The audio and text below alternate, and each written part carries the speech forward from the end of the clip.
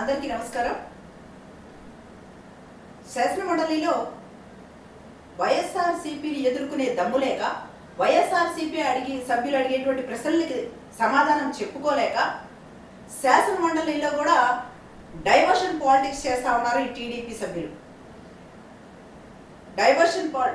శాసన మండలిలో కూడా డైవర్ట్ చేస్తూ మధ్యలో సజ్జల రామకృష్ణారెడ్డి గారి మీద అవాకులు చవాకులు పేలుతా ఉన్నారు. అమ్మ పంచుమర్తి అనరాదా, శాసన మండలిలో వైఎస్ఆర్సీపీ సభ్యులు అడిగేటువంటి ప్రశ్నలకి మీ దగ్గర సమాధానం ఉంటే చెప్పండి, లేదా వైఎస్ఆర్సీపీ సభ్యులు లేవనెత్తినటువంటి ప్రశ్నలకి అందులో నిజం ఉంది అని మీరు హుందాగా ఒప్పుకోండి. అంతేకాని శాసన మండలిని డైవర్ట్ చేస్తూ సజ్జల రామకృష్ణారెడ్డి గారు వార్డు మెంబర్గా కూడా వార్డు మెంబర్గా కూడా గెలవలేని అని మాట్లాడారు. అసలు సజ్జల రామకృష్ణారెడ్డి గారిని అనేంత స్థాయి హోదా ఇది మీకు ఉందా అని నేను నిలదీస్తా ఉన్నాను.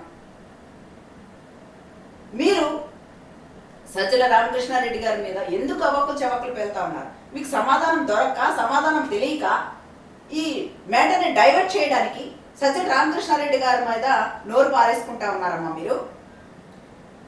సజ్జల రామకృష్ణారెడ్డి గారు టీడీపీ ప్రభుత్వం ఈవీఎంలో కూటమి పాలన ఏదైతే ఈవీఎంలో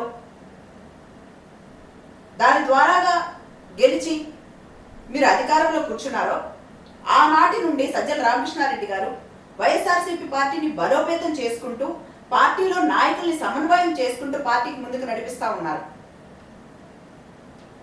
మీకు ఎమ్మెల్సీ ఇచ్చినటువంటి మీ నాయకుడి నామస్మరణ చేసుకోండి. మరి సజ్జల రామకృష్ణారెడ్డి గారు నామస్మరణ ఎందుకు చేస్తా ఉన్నారు? ఆయన చూస్తే మీకెందుకు చలిజరం వస్తా ఉంది? మరొకసారి సజ్జల రామకృష్ణారెడ్డి గారి గురించి మాట్లాడితే మీకు తగిన బుద్ధి చెప్తామని మేము తెలియజేస్తా ఉన్నాం.